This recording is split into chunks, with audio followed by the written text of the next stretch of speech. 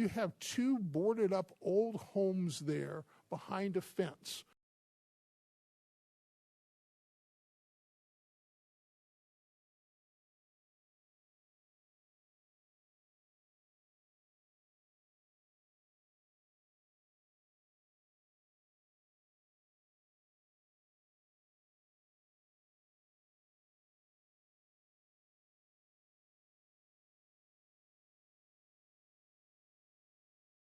Since you said that we would have to have the CEQA determination made, is it separate from the resolution or has it been combined?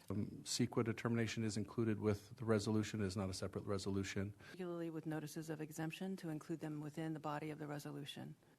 Well, I think that was the reason they separated it. So that's why I'm trying to understand, this council separated it because of the project that obviously no one was happy that got approved. So this is why I'm trying to understand why it's not separate, because that was also an exemption and it got approved and we weren't able to discuss it, and this would be the same thing. So that's what I'm concerned with. I'm not troubled having the CEQA issue and exemption issue and the merits in one resolution. This will continue to become an issue.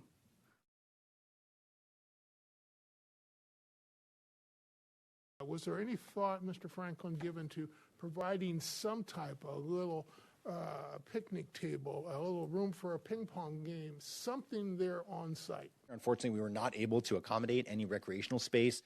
Where is the closest recreational area? Where would it be? Just I have a larger map here.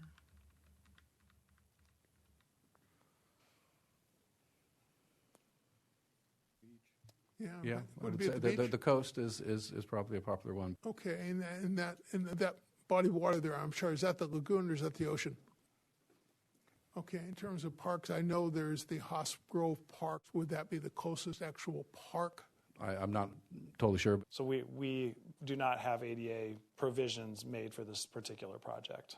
The buildings were specifically separated so we would meet that 3-unit threshold to Yes. avoid ADA. Correct.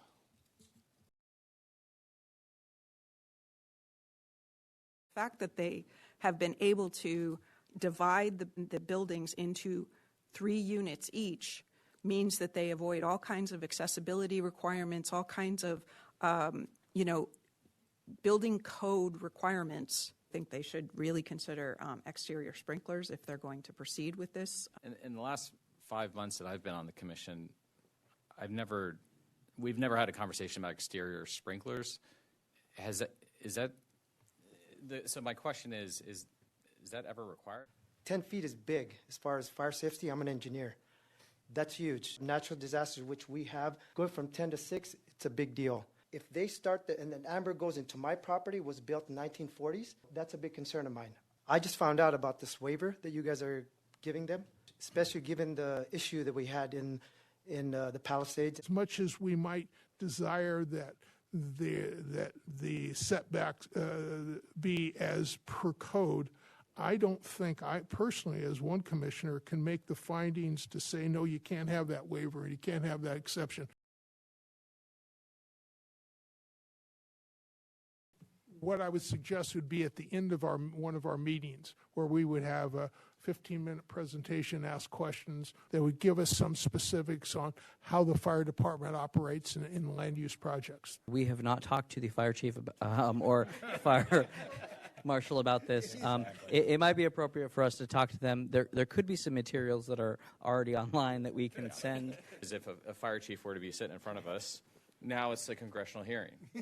And now we're nitpicking his job and telling him what to do and so it is outside of our lane. I don't exactly know why we need to get into the details on some of these areas, like fire suppression, for example. I'm struggling with this need to have this overwhelming knowledge of everything that's going on in the city. Applicant has met all the legal requirements for the state of California and the city of Carlsbad. Is that correct? Yes, staff has found that true.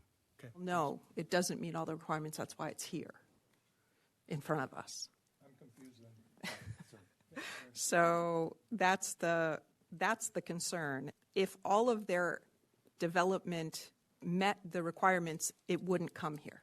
Planning Commission is not required to approve discretionary permits if we don't find actionable commitment to our compliance. That's the concern that I have, is that we're taking these, meets all the legal requirements, but unless we approve it, they aren't meeting them. I should ask, is this the possibility where there could be a beach rental? This project is within the coastal zone, so according to our ordinances, short-term vacation rentals are allowed within the coastal zone. I'm struggling with many aspects of this project because even the density bonus affordability, we're getting one unit, which is 11%, which doesn't meet our 15% minimum of inclusionary housing. We have to, build 3,800 more homes, and not doing so will put us in this ministerial process. Please vote. Okay, we have 6 yes and 1 no.